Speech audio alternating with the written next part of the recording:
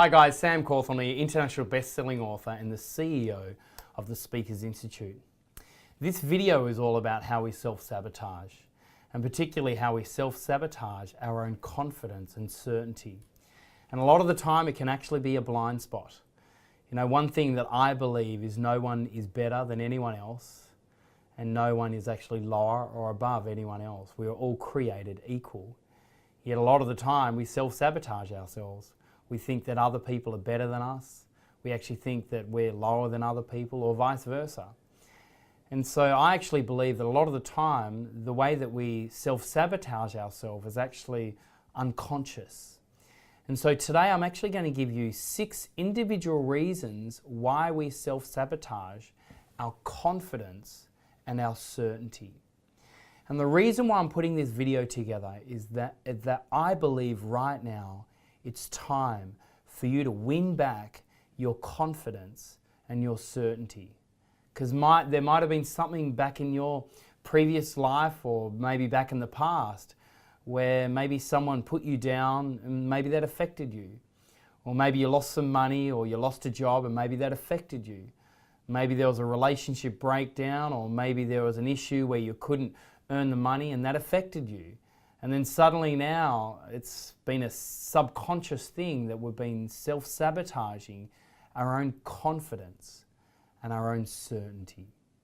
So this video here, I'm actually going to give you 6 reasons why we self-sabotage our own confidence and certainty, and then give you some insights on actually how you can change that immediately and fast track yourself to success.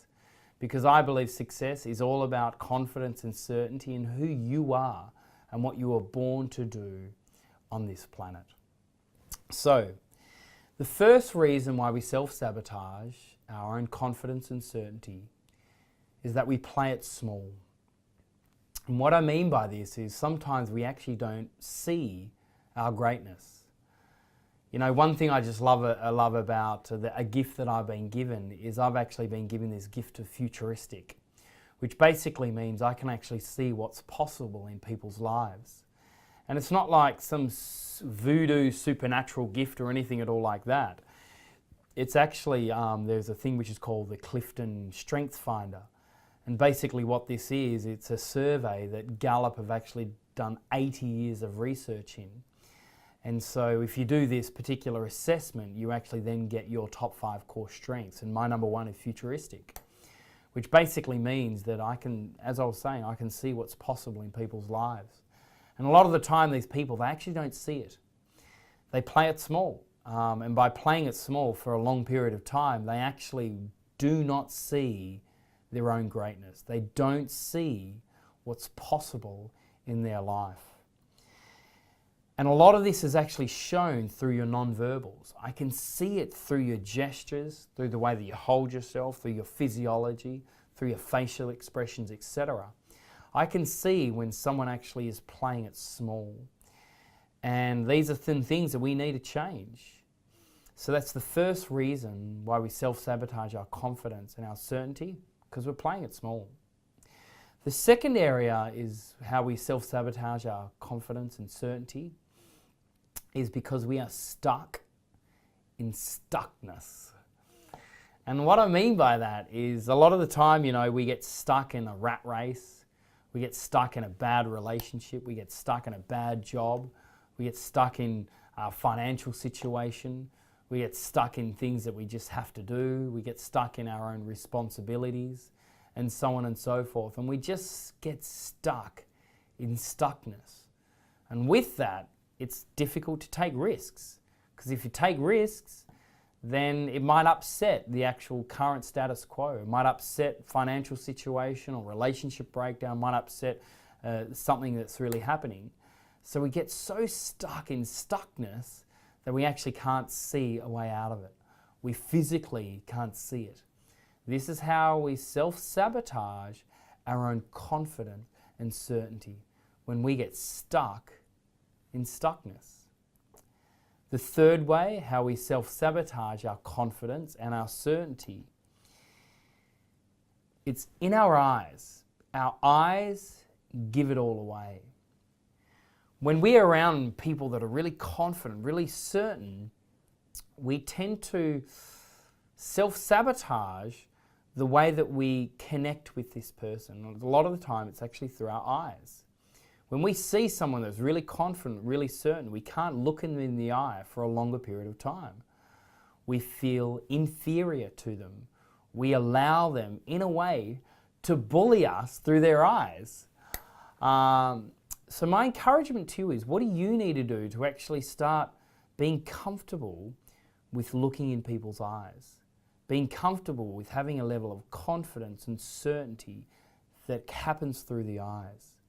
So, the third way by how we self-sabotage our confidence and certainty is all in our eyes. How we feel it uncomfortable to look in people's eyes for a longer period of time. The third reason, no, should I say the fourth reason why we self-sabotage our confidence and our certainty is that we are incongruent with our conviction. We're incongruent with our conviction. And what I mean by this is this. What is it that you really were born to do on this planet? What is that thing that lights your fire? What is that thing that is bigger than you? It's a level of contribution, making a difference. What is that one big thing that you know that you should be doing on this planet? Yet along the line, that's actually become secondary. Along the line, that's sort of actually, a lot of the time, we actually forget about it. But my encouragement to you is, what do you need to do to start being congruent with who you are? Because we can sense it. We can feel it. We can sense and we can feel when someone is incongruent with what they're doing, incongruent with what they're saying. And we can sense when someone is convicted and when they're not. We can sense when someone is totally convicted to what they're saying. There's a level of passion and authenticity. There's a level of energy that's to them. But when they're incongruent, you can actually just sense it. You can feel it. So the fourth reason why we self-sabotage our confidence and our certainty is that we are incongruent with our conviction. The fifth reason of why we self-sabotage our confidence and our certainty is that we apologize too much. It's true. Now, don't get me wrong. I fully believe that we need to say sorry when we've done something wrong. And it takes a great leader in order to admit that they have done something wrong. But this is not what I mean by apologizing too much. What I mean by apologizing too much is when we are around confident and certain people, we tend to, a lot of the time in our mind, think, oh, I hope this person likes what I'm wearing. I hope this person likes what I said. I hope this person is okay with what I'm doing. I hope this person is... So in a way, we're sort of asking for permission subconsciously to this confident and certain person. We're apologizing to them in a way. We're actually, literally, we're apologizing to them. And this actually goes back to my previous video, which is actually being unapologetically you. That you don't need to try and seek people's approval. You don't need to try and fit in. You don't need to try and look good or avoid looking bad or anything at all like that. But a lot of the time, we self-sabotage our confidence and our certainty by apologizing too much. I'm not saying we actually verbally say that we're apologizing, but subconsciously we do because we seek people's approval and their permission. We try to fit in, we try to look good, and we try to avoid looking bad. Now, the sixth reason of why we self-sabotage our confidence and our certainty is that we are scared of being too large. We're scared of getting too big. Marianne Williamson says it beautifully, and even Nelson Mandela quotes her.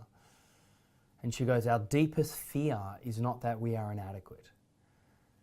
She says our deepest fear is that we are powerful beyond measure. You know, most people think that our deepest fear is that we're inadequate. We don't have the skills, we don't have the talent, we don't have the expertise.